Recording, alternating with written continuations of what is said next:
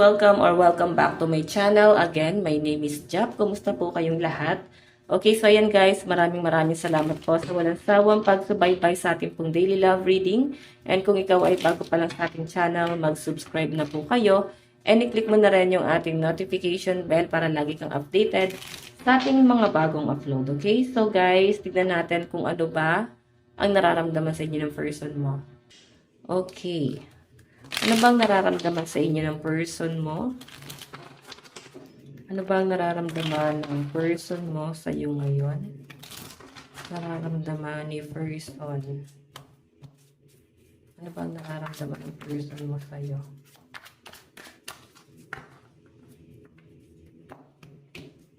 Okay.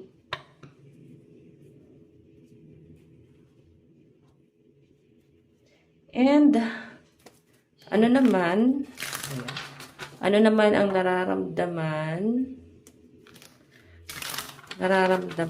mo sa person mo? Nararamdaman mo kay person.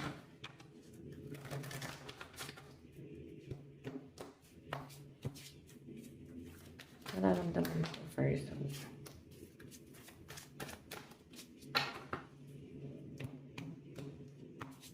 Ayan, so guys, sa mga nag-iinip po sa ating pag-shuffle, pwede nyo pong i-skip yung ating pag-shuffle. Okay, so tignan natin, nararamdaman ni person sa'yo ngayon. Naku, mukhang hindi ka na niya inantay, mukhang napagod, nainip. Wala naman ako guys ibang nakikitang dahilan, kundi nainip. Or parang feeling niya kasi wala naman siya guys inaantay na. So, may pagtalikod na ginagawa si person. Pero kung makita nyo guys, ayan o. Gusto kanyang i-pursue, pero siguro may iba pa siya guys. Gustong mangyari sa buhay niya.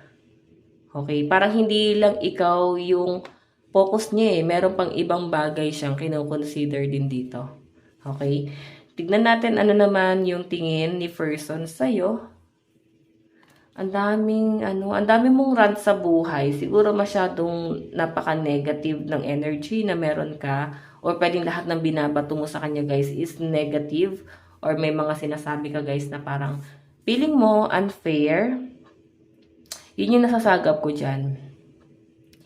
Okay, so si person guys, tumalikod na siya. Parang nape-pressure siya. Pwedeng sa mga hinanakit mo sa buhay or nape-pressure siya sa mga bagay na gusto mong mangyari sa buhay mo or pwedeng gusto mo siguro na isama ka niya sa mga plano niya. Si person kasi guys, siguro hindi pa kayo mag-asawa, pwede mag-jowa pa lang.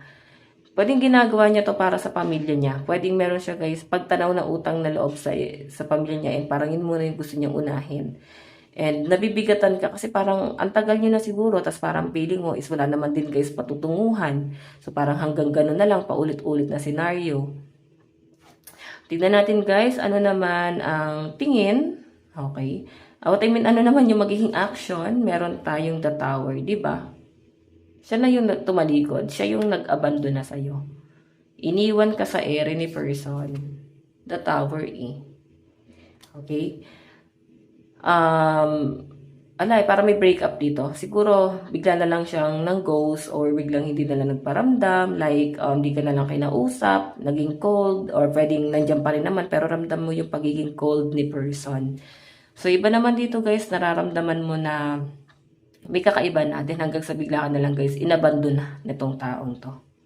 Okay? So, wala naman ako guys nakakitang matinding alitan sa inyong dalawa. I think, ayun nga, na-pressure etong person na to. Tapos ikaw naman, ang gusto mo lang naman guys is kung ano yung plano niya para sa inyo. So, ikaw kasi ang gusto mo is magkaroon ng assurance eh. So, hindi ka papayag na hanggang ganyan na lang yung role mo sa buhay niya. So, gusto mo guys ng pagbabago talaga.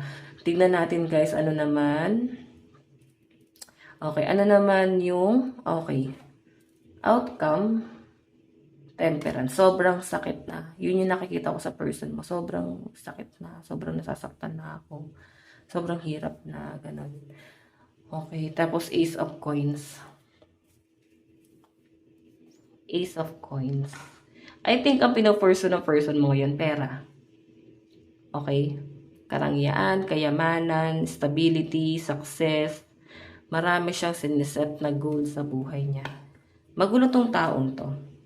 Mahal ka naman niya, pero yun nga, mararamdaman mo parang cold naman nito.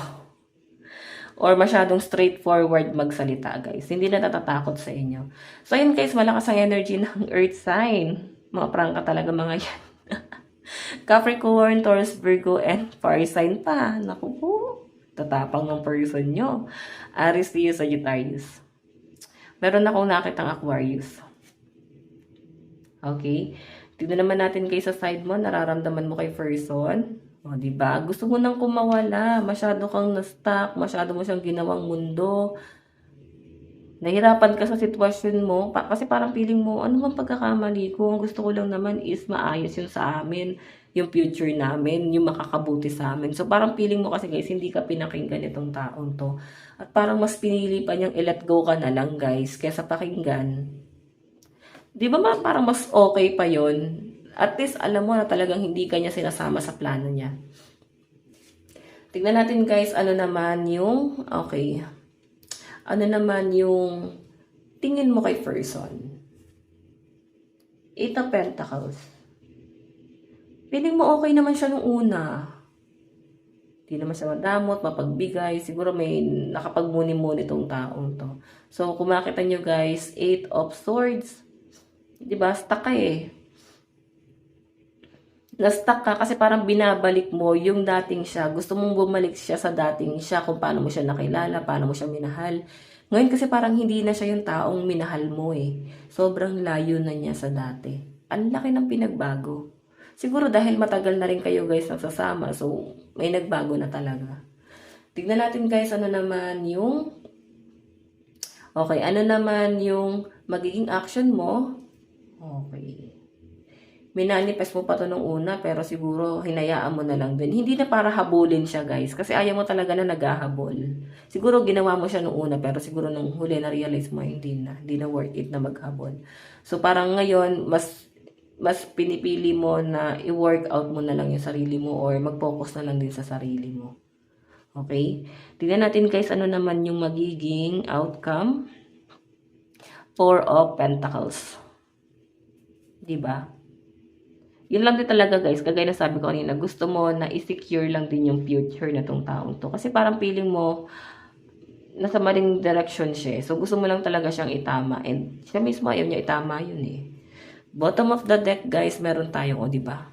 Naguguluhan ka sa taong to. Kasi gusto mo lang naman makipag-collab eh. Gusto mo lang naman guys na magkaroon kayo ng pagkakaisa. Okay? So, hindi lang guys love yung intention mo. Ang gusto mo rin is maitama siya. Okay, so tignan natin guys. Sa side mo, ayan, malakas ang earth sign, Capricorn, Taurus, Virgo, Aquarius, Gemini, Libra, Cancer, Pisces, Scorpio. So tignan pa natin.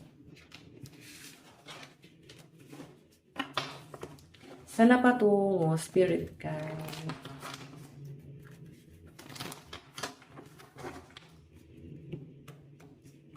Sana patungo to.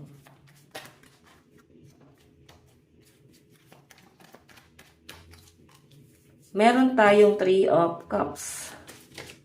Oh my God, celebration. Oh, mahal ka pa rin itong taong to. So, I think guys, dilipas ang panahon, babalik din tong taong to. Taon yung nakikita ko. Hindi siya guys mabilis. Siguro gusto niya lang guys, na maging successful muna. Yun, hindi na siya guys magdadalawang isip pa oh.